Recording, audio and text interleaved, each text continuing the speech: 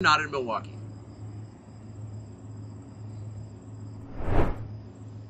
Mr. President, thanks for joining us. Thank you. Why aren't you at the Fox News debate tonight in Milwaukee? Well, a lot of people have been asking me that, and many people said you shouldn't do them, but you see the polls have come out, and I'm leading by 50 and 60 points.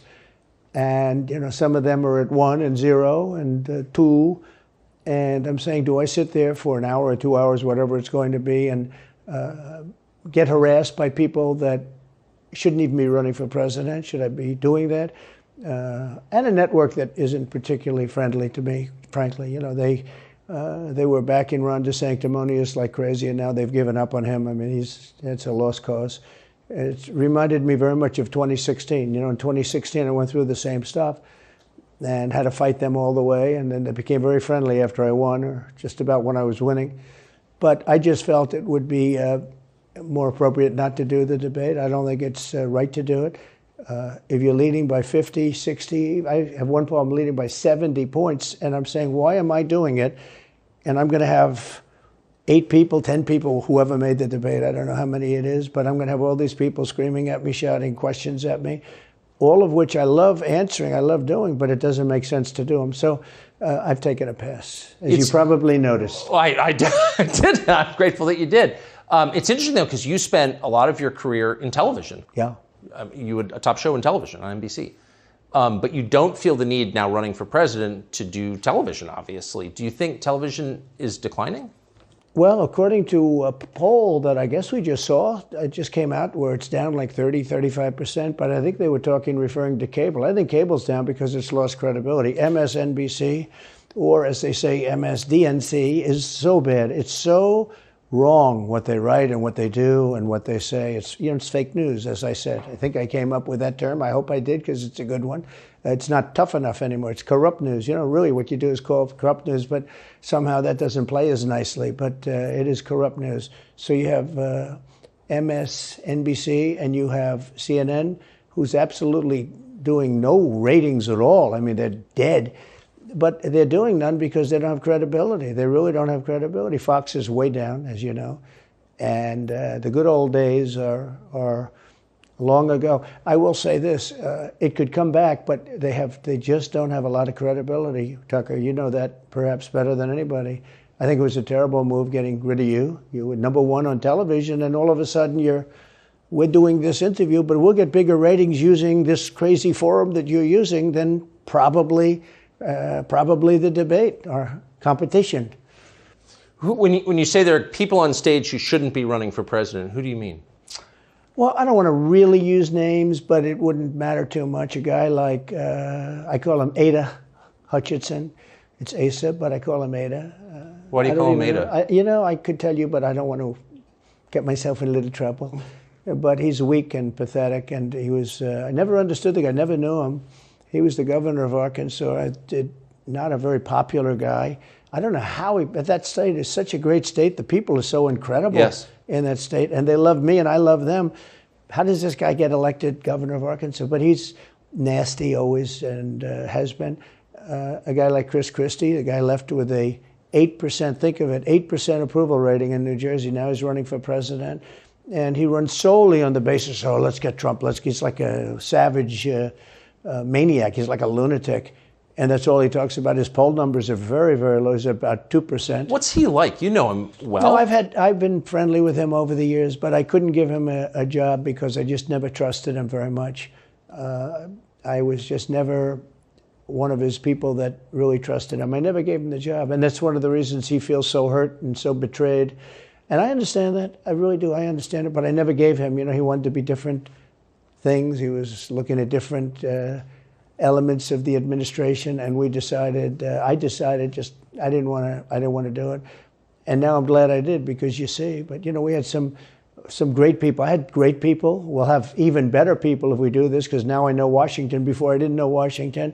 But guys like Bill Barr were terrible. I mean, they were, I would say, Bushies. I say that with respect to the Bush family, but they were Bushies, and it doesn't work out for us. It was clear, this is kind of far afield, but it was just interesting. I read Barr's account of his time. He wrote a book about it, right? His autobiography. And in it, he lies about Jeffrey Epstein's death. Clearly lies. Do you think Epstein killed himself sincerely? I don't know. I will say that, he was a fixture in Palm Beach. Yeah. I don't know what Barr said about it either. I have no idea what he said. What did he say? He killed himself, probably? He said he killed himself and that they were going to do this investigation. They never did the investigation. It's never been public. Well, and they hid it. And why are they doing that? And clearly Barr knew. But why would Bill Barr be covering up the death of Jeffrey Epstein? Bill Barr didn't do an investigation on the election fraud either, okay? He said he did, and he pretended he did, but he didn't. McSwain, the U.S. attorney in Pennsylvania, Philadelphia, said Barr just wouldn't let him do it. It was crazy. Barr became so petrified, so frightened of being impeached. They were going to impeach him. I don't know if you remember it. Yeah. It's not a big moment in history. But they said, we're going to impeach. They play a much rougher game, the left, the lunatics. And they were going to impeach Bill Barr, and he was petrified. Now, how do you not get impeached? Don't do any of this stuff. But he didn't do the job there. I don't know what he did with Epstein, but possibly he didn't. Do you think it's possible that Epstein was killed? Oh, sure, it's possible. I mean, I don't really believe. I think he probably committed suicide. He had a life with, beautiful homes and beautiful everything, and he all of a sudden he's incarcerated and not doing very well. I would say that he did, but there are those people. There are many people. I think you're one of them, right? But a lot of people think that he was killed. He knew a lot on a lot of people. He was killed. You think so? I think the closer you look, I'm not a conspiracy person at all. I believe everything I hear. But yeah, the closer you look into it, I mean, the Attorney General of the United States, your Attorney General, clearly lied about the Epstein death. Yeah, and he was. Why? He was certainly. It wasn't well done. They had no cameras. They had no anything. Everybody was sleeping, and a case could be made. Look, I'm not going to get involved in it, but I can tell you, a case could be made either way. But it certainly wasn't the most well-run place. So the reason I'm asking you is I'm looking at the trajectory since 2015 when you got into politics, for real, and then won. It started with protests against you, massive protests, right. Organized protests by the left, and then it moved to impeachment twice, right? And now indictment. I mean, the next stage is violence. Are you worried that they're going to try and kill you? Why wouldn't they try and kill you, honestly? They're savage animals. They are people that are sick, really sick. You have great people in the Democrat Party. You have great people that are Democrats. Most of the people in our country are fantastic, and I'm representing everybody. I'm not just Republicans or conservatives. Right. I represent everybody. I'm the president of everybody. But I've seen what they do. I've seen the lengths that they go to. When they make up the Russia, when that's exposed and they go down, and Barr should have gone after them, and other people should have gone after. And they did very late, because the Durham report came out. It was fairly good. It could have been a lot tougher, I guess, but it was fairly good. But it explained how corrupt it was. I'll tell you who did a great job was the Inspector General Horowitz. He did a phenomenal report. You didn't have to go to Durham. He did it on Comey and on, I guess, McCabe and some others, and it was a vicious, it was basically a true report, how bad they are. But these people are sick people. These are people that I think they hate our country. You want to know the truth. When you see open borders, when you see these policies that they have, and so many other things, it's so sad to see. We have a country that's very fragile right now. I've never seen, I will say, look, I ran in 16, which was 15, but I ran in 16, election in 16, and there was tremendous spirit. In 20, there was even more spirit. We got millions and millions more votes. It wasn't even a contest. People said, well, what'd you think of 20? I said, we did much better. We did. You got to base it on the number of votes. We got many more votes in 20 than we did in 16. But the election was rigged. It was a rigged election. And with COVID, they used COVID to cheat in a lot of different things, and we have so much on it. It's so easy. But we had judges that didn't want to look. We had people didn't want to get involved. They called you, he's a conspiracy theorist if you say anything about the election. But I have never seen spirit like there is right now. Even coming down here, just the people on the road that are just absolutely going crazy. And the reason is, I think they like me, and I know they love my policies. I hope they like me too. A lot of people say they don't like me, but they like my policies. I think they like me. But I have never seen spirit like it is right now. And the reason is, Because crooked Joe Biden is so bad. He's the worst president in the history of our country. I don't think he's going to make it to the gate, but you never know. But he's a corrupt person, so corrupt that I took the name off Hillary. I don't do two people at one time. I took the crooked Hillary and I retired the name. That was a good day for her. I bet she was very happy. And I used it for Joe because it's crooked Joe. But Joe is really... But you don't think he's going to make it to November of 24? Well, I think he's worse mentally than he is physically. And physically, he's not exactly a triathlete or any kind of an athlete. You look at him, he can't walk to the helicopter. He walks, he can't lift his feet out of the grass. It's only 2 inches at the White House, right? That's not a lot. But you watch him, and it looks like he's walking on toothpicks. So, and then you see him on the beach where he can't lift a chair. Those chairs are meant to be light, right? They're like 2 ounces. Yeah. You lift them up. He can't lift the chair. He can't walk to the chair. And I don't know what they're doing with the beach. This beach is seeming to play a big role, but they love pictures of him on the beach. I think he looks terrible on the beach.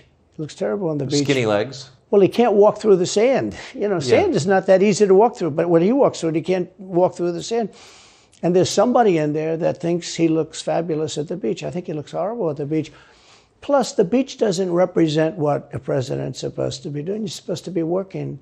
You're supposed to be getting us out of that horrible, horrible war that we're very much involved in with Russia and Ukraine. You could do that. You could do that very easily. I believe you could do that I don't believe he could do it because he's just incompetent. But that's a war that should end immediately, not because of one side or the other, because hundreds of thousands of people are being killed. Can you imagine you're in an apartment house and rockets are going into that building and blowing it up and knocking it down? And why should anybody, human beings, these are human, whether they're Russian or Ukrainian or whatever they are, it's got to be stopped. And it can be stopped very easily. It would have never started. If I were president, it would have never started. So back to Biden, I'm interested. So you think he's failing? He obviously is failing. I think it's clear to everybody. But that would make Kamala Harris the candidate? Well, not really. I guess they'd have maybe a free-for-all. A lot of people say she has to remain for certain reasons, the candidate. She has to. I don't think that's true, actually. I don't think that other people would stand for it. She has some bad moments. Her moments are almost as bad as his. I think his are worse, actually. Yeah. But she seems pretty senile, too. She speaks in rhyme. It's weird. It's weird. But she has bad moments. And in rhyme? What do you... Well, the way she talks, the bus will go here and then the bus will go there because that's what buses do. And it's weird. The whole thing is weird. This is not a president of the United States future. And I think they probably have some kind of a primary and other people will get involved. Newsom, right? Could be. I always got along well with him, believe it or not. But could be him, could be somebody else. He's got a big load on his shoulders because you look at California, what's happened. But I don't know if the American people really, the people that vote for him, I don't even know if they care. You look at so many of the things that are going on, and people don't seem to be, in the old days, if you had a bad record, it meant a lot. Today, if you have a bad record, it doesn't really mean anything. He looks good, he's a nice looking guy, speaks well. But Biden, every time you watch him talking, it's like he's walking on eggs. You're waiting for him to collapse. And he almost always does. And I got to know the leaders of all of the countries, essentially, but the big ones. And the bigger, the tougher the leader. It's like sort of, I guess maybe that's the way it's supposed to be. But I got to know President Xi of China and Putin and Kim Jong-un, North Korea. Did a great job with North Korea, kept us out of a nuclear war. We would have 40,000 dead soldiers right now. They'd drop a nuke right on top of the military base. But we have 40,000 soldiers over there. And I did great. I got along with him great. That's a positive. The press said, he said nice things about Kim Jong-un. I also said horrible things at the beginning. Horrible enough that he wanted to talk. And we talked and we met in Singapore. We met actually twice. And we had unbelievable meetings. I know him very well. We were in great shape with him. What do you think he and Xi and Putin think of Biden? I think they can't believe it. I think they probably say this is some kind of a system. They had great respect for our country. They respected me. They had great respect for our country when I was there. Every one of them. Look, if you go to North Korea, you take a look at what happened. You know, the Olympics was dead. South Korea spent billions on the Olympics. Nobody was going to go. They didn't want to get blown up. They called me and they said, we are going to let the Olympics proceed. This is North Korea. I said, you should go into the Olympics. Put your athletes in. It wasn't like, they were big on athletes because, famine. But they went in and they actually participated. And within about 2 days, the entire thing was sold out. And if it wasn't me, that would have never happened. But I got along very well with him, and that's a positive thing. He does have massive nuclear power, by the way. And if Hillary would have gotten in, or if the Obama thought process continued, it would have been a nuclear war, absolutely, with North Korea. He was expecting to go into a war, and it would have been a nuclear war. So do you think the rest of the world looks on at Biden and thinks someone else has got to be running the government? Well, somebody else has to be. I don't think he's capable of doing anything. Look, when I debated him, I said, how come, and this was in front of probably not a friend of yours, Chris Wallace. He was the moderator. Not a friend. I said, why is it he wants to be Mike, but he doesn't have the talent? It's one of those bitchy little man. He wanted to be his father, but he didn't have the talent of his father was great. His father, a little fussy man. His father interviewed me in 60 Minutes. It was actually a 10. Can you believe it? No, I totally believe his father had talent, at least. I may have been the only guy that he gave a good 60 Minutes to. He was rough. Really? His father was tough. He was great, though. He was great at what he did. But Chris Wallace was so upset. He was guarding this guy who wouldn't do a show, by the way. He wouldn't do. I figured I didn't mind Chris Wallace because Biden wouldn't do a show. And it was very obvious. He kept asking him and asking, but he wouldn't do the show. So I figured he's got to like me. But he came from a different planet. But remember when I asked the question, why is it that the mayor of Moscow's wife is allowed to give you $3.5 million? Don't forget, that was brought up. Now it's brought up all the time, but that was brought up by me long before anyone ever heard of it. I said, the mayor of Moscow's wife giving you $3.5 million. What did you do to deserve $3.5 million? To Biden. And Chris Wallace said, this has nothing to do with the debate. I mean, he got in the way of the question. No, it was crazy. And I said, well, wait a minute. He got $3.5 million from the mayor of Moscow's wife. Now, people forget that, but if you go back and take a look, you will see. And Chris Wallace didn't want me to ask that question. I said, I think it's a very appropriate question. It turned out to be much more appropriate than people thought. Amazing. So do you have a preference in, assuming you're the Republican nominee and all goes as you plan it to go, do you have a preference in who you run against? In many ways, I'd love to run against him because his record's so bad. It's still horrible when you look at inflation and everything else, but others also have very bad records. I mean, California's a bad record, so, should it be Gavin or should it be somebody else?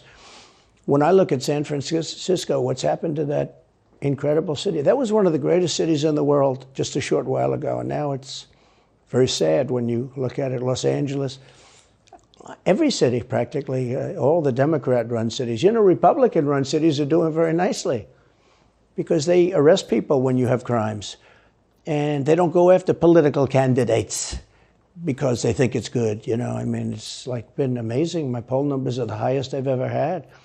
But because people understand it. Can I just ask you, that gets back to my original question. So if the protest didn't work, you got elected anyway. Yeah. Impeachment didn't work twice, obviously. Indictment is not working. Your poll numbers go up. When they raided Mar-a-Lago in August of last year, your numbers went up. They can indict you 20 times, and you're not going to lose the Republican primary because of that.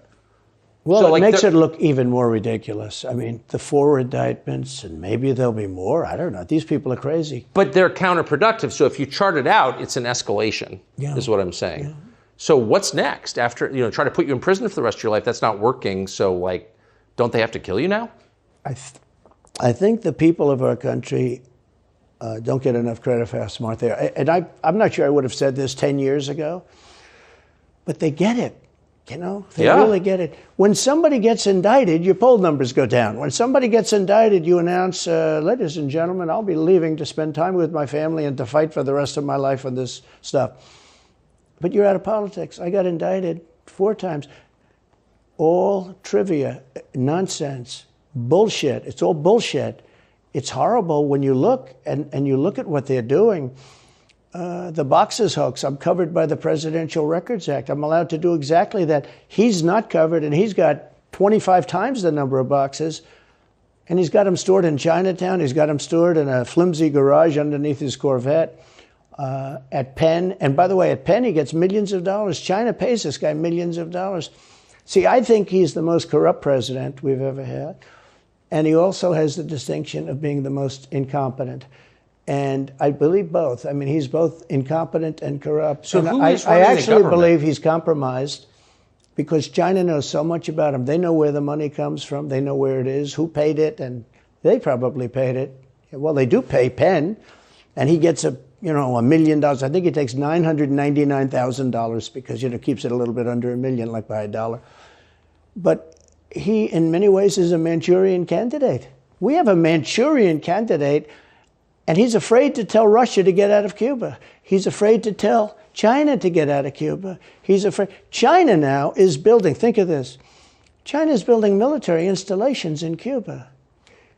The Cuban population of Miami is not too happy because they're never going to be able to go back. And you don't even hear about it. And the worst culprit is the press, the media, because normally, when I first heard that China's building installations in Cuba, and installations means military installations, okay, they said just some communication. They did that on the islands with Japan. They took the island, they started this massive construction, and they told everybody, including the Japanese have to be very careful. They told everybody that this is a housing development. They're going to build a housing development. And I said, how come the runway is 20,000 feet long? Private jets need 4,000 feet. They don't need 20,000 feet. The big ones need 20,000 feet. They don't even need 20. And I looked at the runway. I said, that's the largest runway ever built, both in width and length, for housing development. There's nobody that has a plane that big that you would have a runway that's Why is for China testing. allowed to conduct imperialism in our hemisphere? Well, yeah, and it's far beyond Cuba. It's all over South America. Yeah, in the Caribbean. So we built a thing called the Panama Canal. We lost 35,000 people to the mosquito, malaria. Yeah. We lost 35,000 people building. We lost 35,000 people because of the mosquito. Vicious. They had to build under nets. It was one of the true great wonders of the world. As he said, one of the 9 wonders of the world. No, it was one of the 7. It happened a little while ago, It says 9 wonders of the world. You could make 9 wonders. He would have been better off if he stuck with the 9 and just said, yeah, I think it's 9. But this is one of the true 7 wonders of the world. And you take a look at the Panama Canal. It was such an incredible engineering marvel. We sold it under Jimmy Carter. We sold it to Panama for $1. The following day, they quadrupled the amount of money that ships had to pay to get across. They didn't lose one ship. And now they've made it much bigger, and now they've widened it. They've doubled it, right? They've more than doubled it. And it's one of the most profitable things. Any time it's just incredible, right? We gave it away for $1. China now controls it. They actually control the Panama Canal. They run it, they control it. And we shouldn't let that happen. And we can't let China be in Cuba. And they'll get out. If I'm president, they'll get out. Because I had a very good relationship with President Xi, but he respected this country, he respected me, and he'll get out. And we can't let them run the Panama Canal. We built the Panama Canal. Should have never been given to Panama. We should have had it. But we gave it for $1. Think of it. They quadrupled. In one day, they lifted the fees, which are, pretty big, for these massive ships to go through, right? Rather than going around the Cape and through all the tremendous storms, such beauty, it's beautiful stuff. But you didn't want to get caught in those storms. Those were storms that wiped out the biggest ships. And we go through the Panama Canal, we built it, and we gave it away for $1. Think of that, how stupid are we? We have done the stupidest things in this country. And now we have a president that can't put 2 sentences together, can't speak, can't walk, can't talk. I don't think he gets to the starting gate, but these people do miracles. I mean, he ran out of his basement, and you got away with that one because of COVID, so he sort of got away with it. They cheated on the election.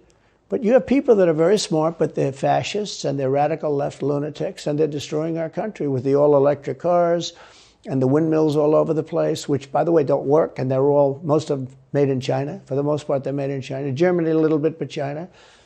But you look at what's happening to our country, even no voter ID. I mean, why don't they want voter ID? There's only one reason they don't want voter ID, because they want to cheat. I mean, who doesn't want, the Democrat convention, the last one, they had voter ID that was this big. It looked like a prison card, this big on their chest. You walked in, they had your picture, your this, your fingerprint, they had everything. The most incredible voter ID I've ever seen. That was to get into the Democrat National Convention. But to get into vote, if you buy groceries, if you buy practically anything now, you have ID on a card, credit cards or otherwise. But don't you think it's racist to have to show your ID? Well, they probably say that. They use anything not to show ID, because voter ID is pretty simple. And we could go back, and we should go back to all paper ballots, voter ID, same-day voting. France did it. France had mail-in ballots, and it was terrible. Anytime you have mail-in ballots, you're going to have massive cheating on your elections. Anytime, not just the presidential election. Anytime you have... Isn't that the whole point of them? So yeah. you can cheat? Oh, yeah, sure. It's the whole point. That's their whole point. They want to cheat, yeah. They have to cheat, because their policies are so bad that if they didn't cheat, they couldn't get elected. Who wants open borders? Who wants high taxes? Who wants high interest rates? Who wants to not be able to use a gas stove? Or have to drive an electric car, which, you have a 4-hour drive, but the car only goes an hour and a half, so you have to charge it. The happiest moment for somebody in an electric car is the first 10 minutes. In other words, you get it charged, and now for 10 minutes. The unhappiest part is the next hour, because you're petrified that you're not going to be found another charger. People, I'm saying, I'm not knocking electric cars, they're fine. They're fine. But if people want to buy a gasoline car or a hybrid, hybrids are pretty good, actually, but they should be allowed to buy. They don't want to do any of this. So right now, California's in a big brownout, because their grid is a disaster. The grid all over the country is sort of a disaster, but the grid in California. And yet, they want to have, in a very short period of time, millions and millions of cars going off that grid, essentially. It doesn't work. So plug your car into a grid that's failing. You should be able to buy an electric car. Electric cars could be fine if you drive short distances and you want to have, whatever, and you have plug-ins everywhere you go. They could be fine. But you got to have gasoline cars. You got to have everything. Let people buy everything. Now the new thing is your heating systems in the house. They don't want you to have a modern-day heating system. They want you to use a heating system that will cost you at least $10,000 to buy and won't work very well. None of the stuff works as well. One of the things I did with EPA is you have states, many states, most of the states have so much water. It comes out of heaven, right? The water pours down and you have it. It's there. It's got to go wherever it goes, into the oceans, whatever. It's not like a big problem. Now, in some states, they have a problem. You have some desert areas and all, and for that, it's okay. But they have sinks where no water comes out. You turn it on, no water comes out. No water comes out of the shower. No water is allowed to go into the washing machine for your dishes or for your clothing or what. And I avoided all of that.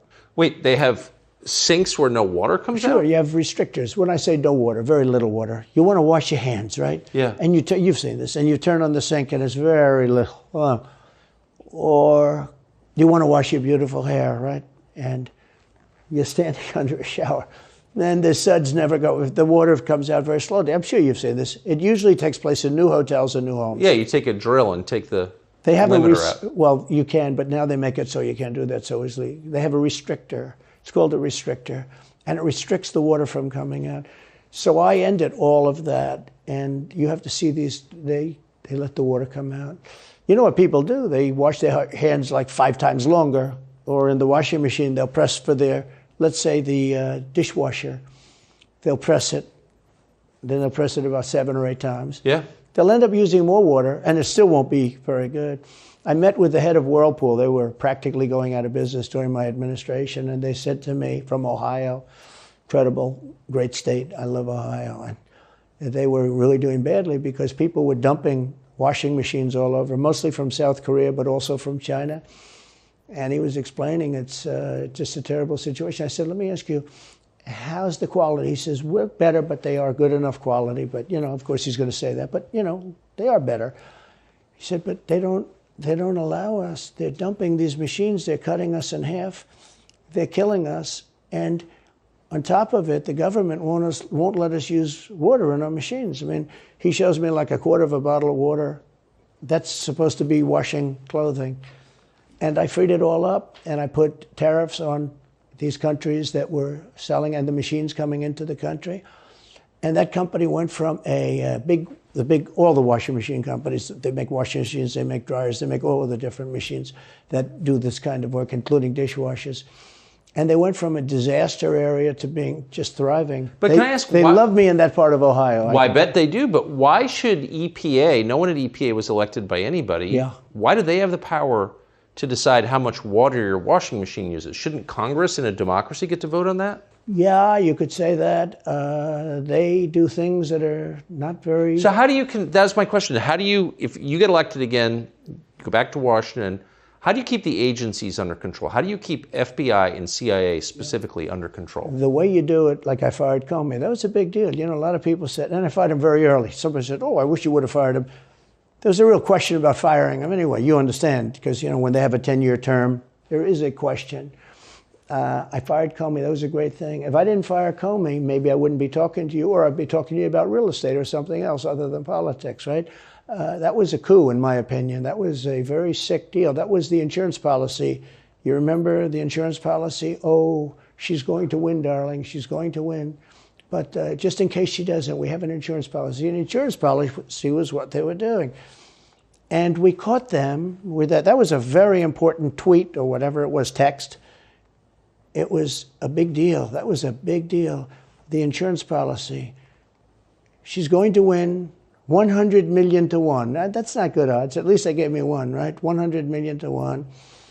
But just in case she doesn't win, we have an insurance policy. And everybody said, that's strange. That's strange. But we caught all of that because I fired Comey. Because when I fired Comey, it was like throwing a rock into a hornet's nest, into a nest of bees, and the place went crazy. So when you were president, are you confident that you knew everything, say, CIA was doing around the world? No, I'm not. It's a very interesting group of people. I had very good relationships, I thought, but I was a little surprised when I got out that, you know, things go on. Look, it's... What were you surprised by? I was surprised. I think it's some of the people. I was surprised that there was... I had a group of people. Look, we killed many, using the CIA, I have to say this, very bad actors. We were very good at it. You look at Soleimani, you look at al-Baghdadi, bigger than Osama bin Laden. I mean, Osama bin Laden, but al-Baghdadi did ISIS, and he was rebuilding ISIS very strongly. And that was the CIA that did that? That was really us that did that. Yeah. That was really us that did that. And Soleimani was us that did that, not so much CIA. But we did some very good work with the CIA. What I started, you know, when I looked at the 51 intelligence agents saying that was the laptop from hell was Russia disinformation, when I took a look at that, I said, that's a horrible thing. They knew it wasn't. They knew it was not. And by the way, you're talking about cheating on the election? McLaughlin and Fabrizio, great pollsters, they said a thing like that plus other things meant anywhere from 10 to 17% of the vote would change. Whatever happened to Mike Pence? You've always been nice to Pence. I've never heard you criticize Pence. You've defended him in public many, many times. He's out there attacking you. What is that? So Mike wants to run for president. You got to understand, in my opinion, Mike Pence had the absolute right to send the votes back to the legislatures. The Democrats and everybody said, you don't have the right. In other words, what I said, is he a human conveyor belt? You mean if he finds fraud in Pennsylvania, in Georgia, in any of these states, Arizona, he has to send them to Mitch McConnell, right? That's right, sir. Well, if he finds fraud, he has to? Yes, sir. I said, so he's a conveyor belt. Boom, put him in. I said, I don't agree with that. And we had some lawyers, not all, we had some lawyers that said, no, you do have the right to send them back to the legislatures to be rechecked. Because if you looked at what went on in Wisconsin, who, by the way, now agree with me, Wisconsin has been virtually, other than the fact they're not allowed to do anything statutorily, But Wisconsin has been, I mean, what they found is incredible. I mean, we won Wisconsin. But Mike Pence had the right, in my opinion, to send him back. Do you ever talk to him now? No, I haven't spoken to him in a long time. I was very disappointed in him. I didn't want to do what Thomas Jefferson did. Thomas Jefferson, it was Georgia. And it was, hear ye, hear ye, the great state of Georgia is not capable or allowed to tabulate their votes. And Thomas Jefferson, who was the vice president, said, is Georgia sure that they cannot tabulate their votes? Georgia is sure. He didn't send it back and have them redo it. He said, we will keep the votes of the great state of Georgia for Thomas Jefferson and his president. I didn't ask him for that. Could have done that too, but I didn't. I thought that would be turmoil.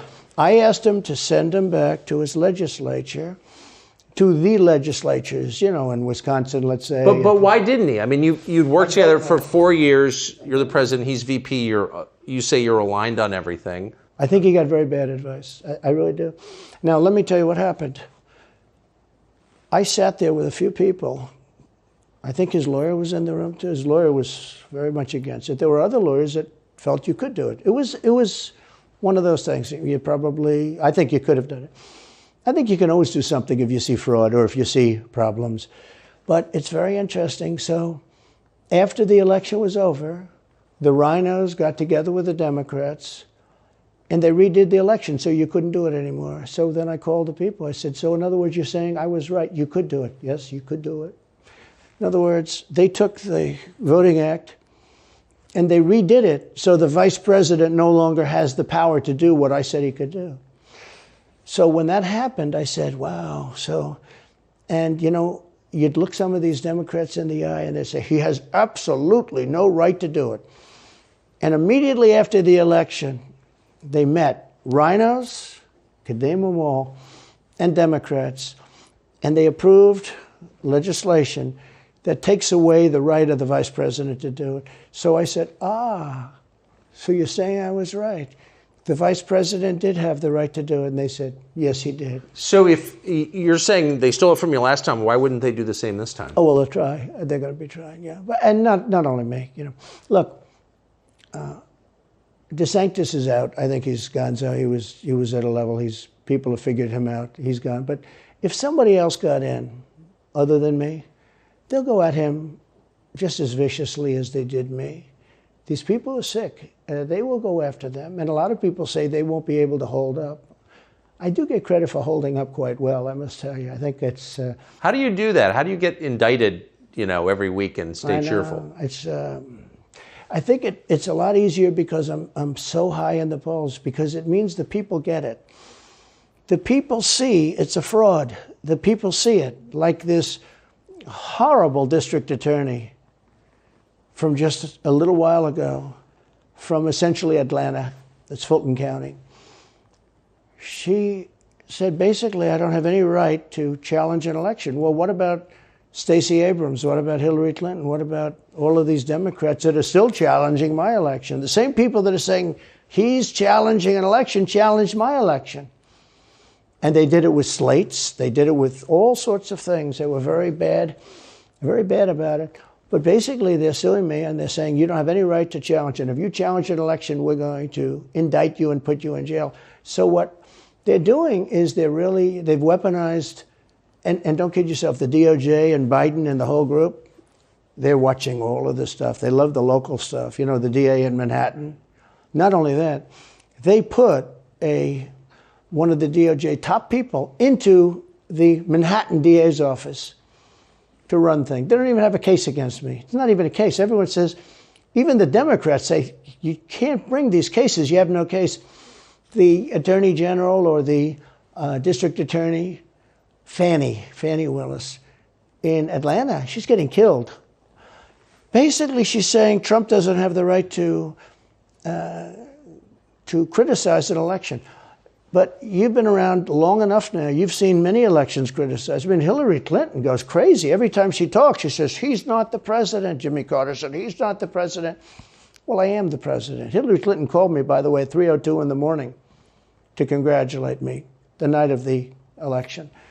Did her voice crack? Well, her voice was it's very different, I will say. I won't get into that. But what do you mean? Her voice was very different.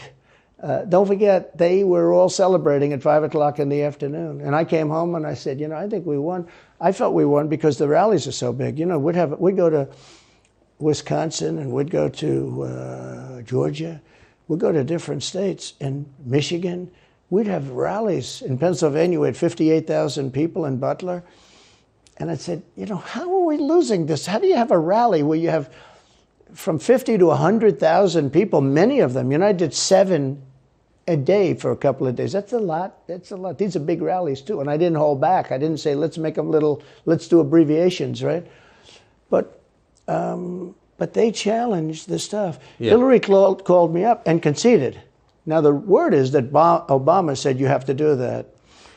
But she called up and totally conceded. But now, every time you see her on television, she's saying, she's challenging the election.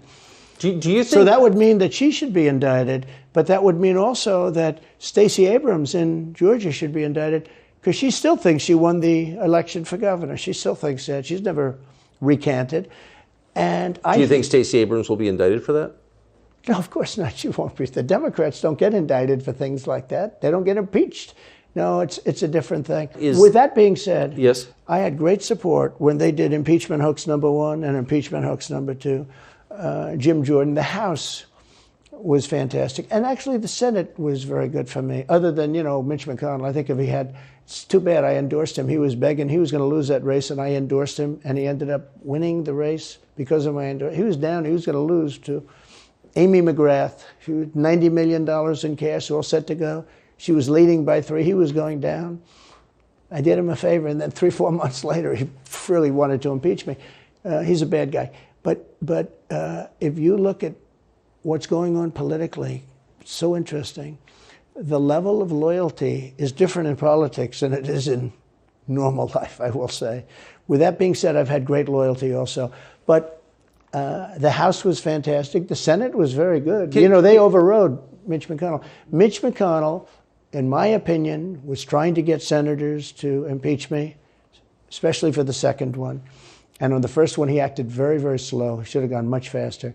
But Mitch McConnell wanted to, and the senators went up to him, guys that are subservient to him because he gives money. He gives them money. He gives them a lot of money. He raises some money and he gives it to them, and therefore they do what he said. That's the only form of leadership he's got. So last question. If you're elected president again, what's your number 1 priority? When you ran last time, you said, I will build a wall. This time, your bottom line top promise to the country. So you can do numerous things at the same time. Of course. But let's say number 1 is a border, and taking hundreds of thousands of criminals that have been allowed into our country and getting them out and bringing them back to their country, Guatemala. By the way, not only the 4 countries that we think of as neighbors, all over the world. Last month, we had 149 countries represented. Think of it. We had 149 countries represented, Tucker, from places that many people never even heard of, coming into our country.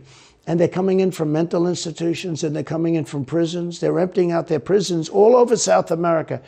They're emptying out their mental institutions. Terrorists are pouring into our country. We have no idea.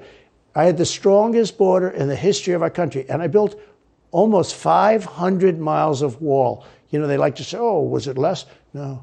I built 500 miles. In fact, if you check with the authorities on the border, we built almost 500 miles of wall, and I had another 200 that I was going to build. It's like water. It seeks. And we're going to build another 200. We built it. It was all set to go. All they had to do was install it. It would have taken 3 weeks. And that's when I found out. I said, I think these people actually want open borders. The first thing I would do would be I would seal up the border good and tight, except for people that want to come in legally. Do you think we're moving towards civil war? There's tremendous passion and there's tremendous love. January 6th was a very interesting day because they don't report it properly. I believe it was the largest crowd I've ever spoken before. And some of the crowds I've spoken before. And like July 4th on the Mall, I think they had 1 million people there.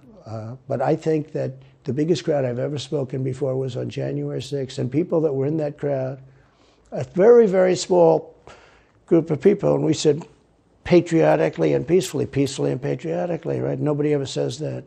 Go peacefully and patriotically. But people that were in that crowd that day, very small group of people went down there, and then there are a lot of scenarios that we can talk about. But people in that crowd said it was the most beautiful day they've ever experienced. There was love in that crowd. There was love and unity. I have never seen such spirit and such passion and such love. And I've also never seen simultaneously and from the same people such hatred of what they've done to our country. So do you think it's possible that there's open conflict? We seem to be moving towards something. I don't know, because I don't know what it, I can say this. There's a level of passion that I've never seen. There's a level of hatred that I've never seen, and that's probably a bad combination. Donald Trump, thank you. Thank you very much. Very much. Thank you. That is a bad combination, by the way. Bad combination. Thank you.